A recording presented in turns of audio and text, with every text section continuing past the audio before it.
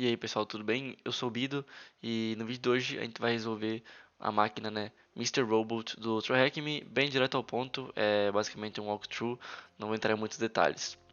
Já estou conectado na VPN, a máquina foi lançada em 2020 e ela tem a dificuldade média, o que eu acho uma dificuldade justa para o nível dela. E ela é composta de 3 keys também, que eu não vou mostrar para não dar spoiler aqui. É, Bom, primeiro a gente começa com o Nmap, né? É, "-SV" para enumerar, assim que ele encontrar as portas abertas, já enumera os serviços que estão nela. E também a flag "-T4", eu uso essa flag para agilizar um pouco o processo do Nmap, porque basicamente ela deixa o Nmap mais rápido, faz mais requisições no servidor e deixa ele um pouco mais agressivo de certa forma, mas por ser um CTF eu não vejo problema. Se fosse um pentest real eu não usaria porque ela faz, né, muito barulho no alvo. E essa flag ela vai de "-T1" para "-T5". Eu não utilizo "-T5" no CTF porque várias vezes ela acaba derrubando o servidor ou deixando ele bem lento. Vamos esperar a saída do Nmap então. Mas antes que o Nmap termine, para mim o comportamento padrão também em CTF, eu já vou olhar se a porta 80 está aberta, porque na maioria das vezes ela está aberta, mas mesmo assim, como a gente pode ver na saída do Nmap, né, ela tá, e também a porta 443 também está aberta. Então vamos acessar as duas já, logo de cara.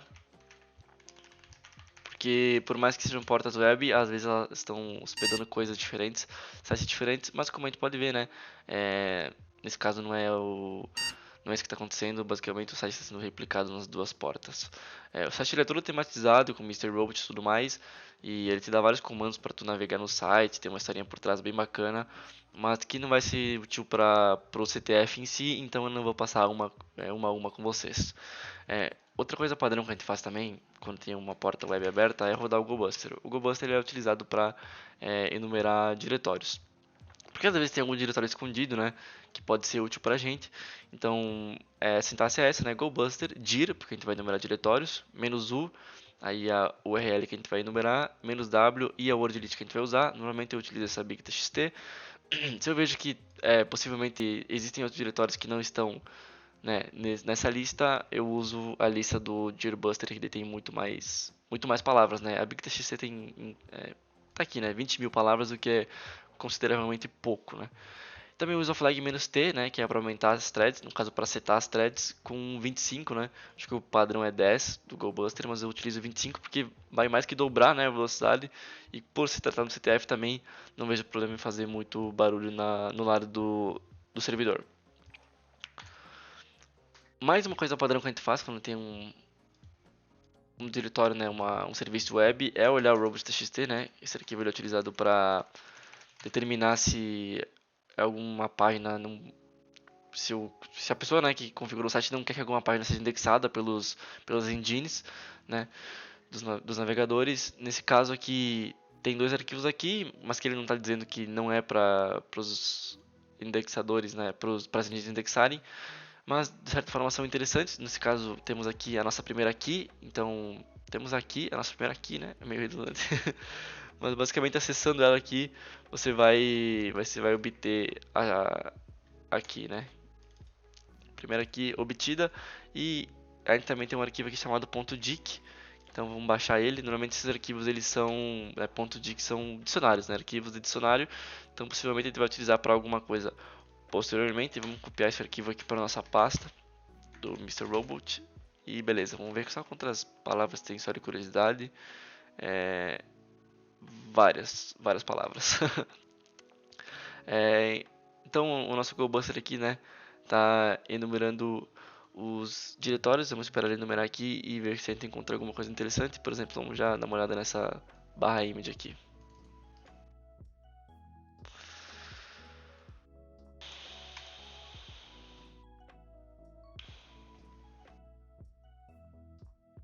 Parece que o site está um pouco devagar, talvez seja justamente por causa da flag "-T25 que está fazendo vários acessos, né?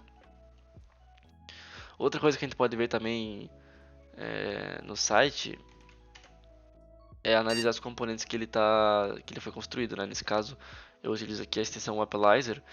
E aqui no Appalizer a gente já coleta várias informações. A gente vê o Web Server, que é uma parte por trás. A gente vê que está utilizando MySQL, WordPress, o que é muito interessante, e PHP. A seção do barra image, a gente já vê também, né, a gente consegue coletar a informação que esse é um site que está utilizando o WordPress. Então, o WordPress ele normalmente tem uma página de login que é chamada WP Admin. Vamos ver se essa página está habilitada para os usuários, que às vezes ela está bloqueada, né? Seja por IP, enfim. O GoBuster não encontrou mais nada ainda. E bom, a página WP Admin está sendo acessível sim para usuários externos. Então, o que a gente pode fazer aqui é tentar, né, algumas possíveis credenciais padrão, por exemplo, admin.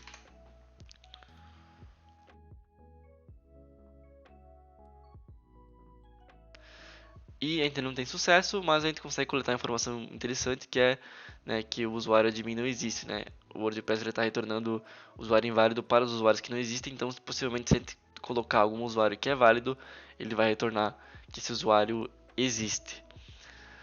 Tem um plugin no WordPress, né, que ele é utilizado para dar respostas genéricas, para não entregar se os usuários isso ou não, mas nesse caso não está sendo utilizado e a gente pode, né, usufruir disso. O que a gente pode utilizar aqui então? Em outro ponto também, né, o GoBuster aqui ele vai trazer um barra dashboard, que também vai redirecionar para essa página, então se você não encontrou por outras maneiras esse WordPress, você encontraria pelo GoBuster, mas eu não vou utilizar mais ele aqui, né, para não fazer muitas requisições e não deixar o site lerdo, e também porque eu já fiz esse teste previamente e sei que nenhuma das informações que ele vai retornar vai ser mais útil para a gente. Uma ferramenta que a gente pode utilizar aqui para fazer enumeração de usuários é o Hydra. O Hydra é utilizado para fazer brute force em vários serviços, SSH, FTP, Web, RDP, enfim, vários. E a gente pode utilizar ele aqui nessa situação. Eu já tenho o comandinho pronto aqui também porque eu já fiz anteriormente. Mas vamos lá. Explicando para vocês. Menos L maiúsculo, ele é utilizado para tu inserir uma word list para os usuários. Então, nesse caso, eu estou inserindo aqui a word list que a gente coletou no site. Menos P minúsculo é para inserir um password único. Nesse caso, eu botei random password, porque pode ser qualquer password, né, qualquer senha. A ideia aqui é justamente numerar usuários. E logo em seguida, a gente utiliza o endereço que vai ser brutado. E esse comandinho aqui chamado http postform, né, inserindo que vai ser um formulário post, né, com o método post que a gente vai brutar. Abre aspas, insere a URL, né, no caso o arquivo que vai ser brutado é o wp login php, como a gente pode ver aqui. Dois pontos, log igual circunflex user. O que é isso? É basicamente o valor que está sendo enviado quando a requisição post está sendo enviada para o servidor. Como é que a gente pode ver isso? Simplesmente inspecionando a página, né? A gente pode tanto interceptar com o burp também, mas tem uma forma mais simples que é simplesmente inspecionando a página e vendo qual que é o valor desse campo. Nesse caso, o nome dele é log, então, claro, né? A gente identifica aqui, né? Que usando essa ferramentazinha assim, a gente insere em cima do formulário, por isso que a gente sabe que é esse aqui. E a gente vê que o nome é log, então a gente coloca log aqui e esse circunflex user quer dizer que tudo que está sendo inserido aqui vai ser substituído pela nossa word list. E-comercial, né, para inserir outro parâmetro que vai ser enviado nessa requisição. PWD, como é que a gente sabe que é PWD? Mesma coisa, simplesmente vem aqui, inspeciona um elemento. Opa, o site está me incomodando, saia. Inspeciona o elemento e vê que o nome desse input também é PWD, por isso que a gente insere PWD aqui. E aqui a gente usa PES. Eu não sei se o RAID ainda aceita PWD como parâmetro aqui. Eu acho que é PES, né? Deu uma atualizada e mudou isso aí. Mas enfim, e daí aqui no PES ele vai substituir por esse password toda vez que ele for fazer uma tentativa, né, de login. Dois pontos novamente, e aqui a gente insere agora o que a gente não quer como resposta. Nesse caso é invalid username. Em tudo que vier como invalid username, ele vai, né, o RAID ele vai entender que não é isso que a gente está procurando e não vai trazer como resposta pra gente. Como é que a gente coleta esse invalid username, né? Simplesmente fazendo uma requisição aqui e vendo que essa é a resposta que ele está trazendo. E não precisa inserir toda a resposta que ele está trazendo, basta um trechinho, né? Assim que ele identificar que esse trecho está na resposta da requisição, ele sabe que não é isso que a gente está procurando. E menos T30 também para aumentar o número de threads para o processamento do Hydra ser mais rápido. Vamos dar um enter aqui e ver se a gente consegue enumerar o nosso usuário. Já enumerou, então a gente pode cancelar. E a gente vê que o usuário que existe é o Elliot. Vamos validar se ele existe mesmo, tentar elliot/admin como password. E a gente vai ver que a resposta é diferente, então sim, o Elliot existe, né? Ele está dizendo aqui que o password está incorreto. Outra forma de descobrir que esse usuário existia é por engenharia social, né? A gente sabe que esse site é do Mr. Robot e o nome do Mr. Robot na série é Elliot, né? Eu não assisti, mas eu presumo que seja isso, né? Eu já ouvi falar do personagem e tudo mais, então a gente poderia, se a gente estudasse mais a fundo, né, o nosso alvo, a gente poderia, né, presumir que possivelmente, né, o username seria o nome do próprio personagem. E então, agora para descobrir a senha dele, basicamente a gente também usa o Hydra, só que a gente muda o fato de que a gente já tem o usuário e a gente vai trocar, né, o nosso password, em vez de usar um password random password, a gente usa a nossa word list. Então a gente vai usar a nossa word list com o P maiúsculo e o nosso usuário Elliot com o L minúsculo. Vocês entenderam o padrão aqui, né? Quando você insere uma word list, a letra vai maiúscula, então nesse caso menos L maiúsculo, e quando a gente insere um dado só é minúsculo, então menos L minúsculo. Nesse caso anterior, o único password era P minúsculo, agora como password é word list, password maiúsculo, e o resto do comando é basicamente o mesmo. Eu só utilizo aqui o "-v" para saber se ele está enviando as combinações certinhas, né? Eu gosto de validar, né? Nesse caso a flag é um modo verboso. Aqui, esse brute force, ele vai demorar bastante, tá? E pelo menos eu considerei que demorou bastante. Então eu descobri uma trick na internet aí para agilizar esse processo, que é basicamente remover as linhas repetidas desse arquivo, e a gente pode fazer isso com esse comando aqui, né? O sort ele é utilizado para ordenar em ordem alfabética, word list, e o unique-u é para remover. Nesse caso, esse comando ele remove só as linhas que estão agrupadas, né? Iguais e agrupadas em ordem, por isso que a gente utiliza o sort antes para ordenar em ordem alfabética, e aí eu jogo para esse arquivo chamado wordlist.txt. Então, se a gente fizer o Hydra com essa wordlist.txt, a gente sabe, né, a gente descobre a nossa senha de forma muito mais ágil. Vamos ver se ele traz a senha pra gente aqui. Ele demora um pouquinho para startar, né? Porque ele já tinha começado a fazer um brute force antes, né, por causa desse arquivo hydra.restore.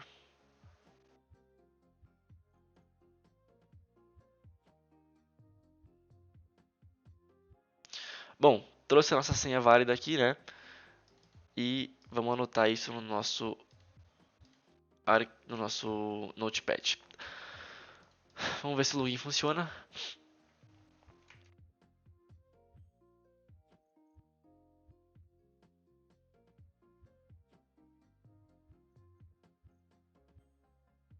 E maravilha, funcionou o nosso login. Tem uma vulnerabilidade muito comum no WordPress para conseguir uma reverse shell, né? Para conseguir uma shell reversa, que eu vou ensinar para vocês agora. Basicamente, ela é modificar um arquivo dentro de um tema. O WordPress tem vários temas e cada tema, né, tem uma edição específica. Nesse caso, a gente vê que o nosso tema é esse 2015, que a gente já pode ir anotando, né? Claro que no CTF de verdade não, né? No caso do CTF, a primeira vez que eu fiz, eu já ia anotando tudo que eu coletava. Aqui eu estou anotando só as coisas importantes para vocês. Por exemplo, eu podia ter anotado a versão do WordPress, enumerar plugins, anotar tudo isso aqui. Mas, né, como eu estou indo direto ao ponto que é um walkthrough, eu não estou fazendo tudo que eu faria no CTF, né, de verdade. Para conseguir essa reverse shell, a gente pode acessar aqui, né, o tema e customizar ele. Mentira, não é esse caminho aqui. Eu acho que ele é aqui direto em Customize aqui. Não. Pera aí, pessoal. Aqui é editor. Isso. Aqui em editor a gente consegue editar, né? As páginas padrões que existem, por exemplo, editar o template da 404, editar esse archive.php e etc. Vamos editar esse archive.php e colocar dentro dele o que? Um arquivo PHP que vai nos trazer uma reverse shell. E, como todos sabem, né, tem o famoso PHP reverse shell do Pentest Monkey, então é ele que eu vou utilizar. Vou copiar o link aqui dele no GitHub. Vou dar o wget dele aqui para jogar ele para nossa pasta aqui e vou dar um gedit, né? Mentira, vou dar um nano, né, para ser mais raiz e editar ele. Copiei errado, perdão, baixei o link errado, tem que acessar ele aqui. Pegar aqui em raw e daqui eu copio ele. Então vamos remover esse aqui que eu copiei e dar um wget no novo e editar o nosso PHP reverse shell. Na realidade pode editar direto no WordPress, não precisa editar aqui. Vamos upar um arquivo. Vamos colar aqui a nossa Reverse Shell. Me confundi um pouco. Então já vamos editar aqui. Um passo, né, muito importante é editar aqui o arquivo PHP pro nosso IP da VPN. Nesse caso, o Kali atualizado, ele já traz aí, o IP aqui em cima. Então vocês podem ver. Mas se o Kali de vocês não for o mais atualizado possível, basta, né, dar um ifconfig e copiar o endereço da TUM0 aqui, da interface TUM0. Beleza, a porta pode ser um desses quatro também, não tem problema. E é isso, vamos dar um cat nele aqui e vamos copiar todo esse arquivo. A parte de cima nem precisava copiar, mas enfim, como são só comentários, mas vamos colocar mesmo assim. Beleza, subimos aqui o nosso PHP Reverse Shell e agora sim a gente dá um update file aqui. Agora basta a gente acessar esse arquivo e o site vai interpretar esse PHP e dar a reverse shell pra gente, né?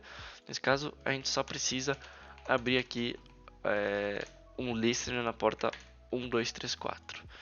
Abrindo esse listener, vamos acessar esse arquivo e como é que a gente acessa esse arquivo, né? Aí a gente tem que estudar um pouco os padrões do WordPress, mas nesse caso o padrão é wp-admin. Mentira, é WP Content. Eu tenho o site aqui no monitor do lado. WP Content barra Themes barra. Aí agora a gente usa aquele tema que a gente coletou, né? Que é esse 2015. Então a gente usa aqui 2015 e o nosso arquivo. Basicamente, isso é um padrão do WordPress, né? Esse diretório WP Content, Themes. Aí vai estar o tema que você usa aqui. Que inclusive eu dei um typo aqui. E os arquivos dentro dele. Então, se a gente acessar, por exemplo, o 404, a gente vai acessar o arquivo 404 que está localizado aqui. Nesse caso, a gente tem que acessar o archive.php. Então, vamos acessar aqui o archive.php. E acessando ele, voilá. Temos aqui a nossa shell reversa com o usuário daemon. Beleza. Provavelmente não é esse usuário que a gente quer, né? Vamos entrar no home, ver se a gente consegue achar a nossa flag. A gente vê que aqui dentro a gente tem o nosso usuário robot. E dentro do robot a gente tem um password.raw md5. Beleza. Essa shell ela é meio fraquinha, né? Ela não é um TTY, então vamos upar ela para TTY usando o comando Python. Eu tenho ele pronto aqui, né? Acho interessante vocês deixarem sempre pronto esse comandinho também, que ele basicamente vai summonar um bash novo, né? E um pouco mais agradável de se utilizar. Então esse é o comandinho, né? Python-c import e dá um spawn no bin/bash. Basta vocês copiar esse comando, vocês acham ele em qualquer lugar. Acho que eu posso até deixar ele na descrição, inclusive. Outra coisa que eu gosto de fazer também é exportar, usar esse comando export term igual xterm, só para limpar a tela, né? Para poder deixar o negócio mais clean. Vamos dar um cat na key, né? Vamos ver se a gente consegue dar um cat nela. E permission denied. A gente consegue ver, né, que obviamente esse arquivo ele pertence ao usuário robot, então a gente vai ter que acessar esse usuário de alguma forma. E bom, bem explícito aqui, né, a gente tem um password.raw-md5, vamos dar um cat nele também. E a gente coleta a informação aqui que possivelmente é a senha do nosso usuário robot. Como ele disse que é MD5, né, já tenho pronto aqui o site Crackstation com a senha do Mr. Robot, então qualquer hash, né, que eles têm aqui no database dele, você pode vir utilizar esse site chamado Crackstation. Tem diversos outros sites também. Se eu voltar minha busca aqui, ó, pesquisando por MD5 Cracker, tem vários outros que eu já acessei, porque às vezes a senha não está no database de um site, mas está no database de outro, né. Também deve ter algumas ferramentas de command line e tudo mais. Nesse caso, né, utilizando o MD5, utilizando o Crackstation, a gente tinha a senha dele aí, e a senha basicamente é o alfabeto inteiro. Vamos dar o comando surobot para acessar, né, esse usuário e copiar a senha. Opa, faltou A.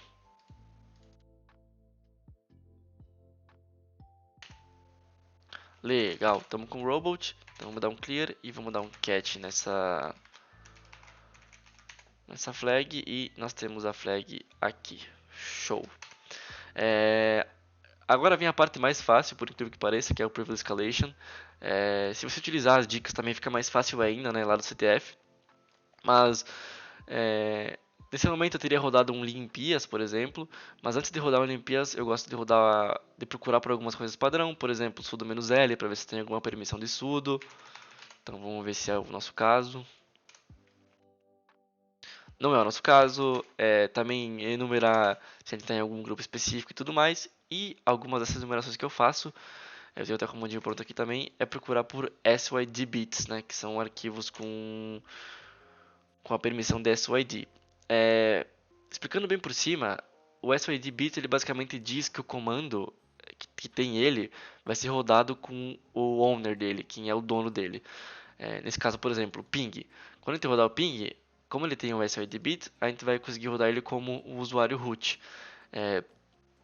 Isso com o tempo você vai pegando experiência. Tem alguns que já são padrão que você não pode utilizar para Privilege Escalation, por exemplo, o ping, mount, ping 6, su.